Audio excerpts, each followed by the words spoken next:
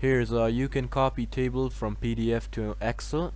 So copying a table from PDF to Excel is very easy and simple. So I'm gonna show you a step-by-step method on how you can do this. Make sure you watch this video till the end so you know how to do this. So first of all, go to Excel. When you're here, just go to blank workbook, just like that. When you're here, just go to data, click on this data, and you'll see many options, but you have to go to get data and click on from file, and you'll see these options, but you have to click from PDF because you're doing the PDF method.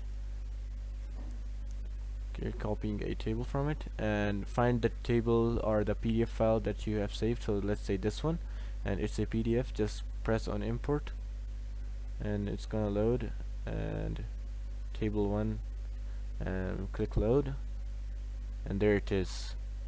So yeah, that's basically it on how you can copy table from PDF to Excel. So I hope I helped you guys out. Peace.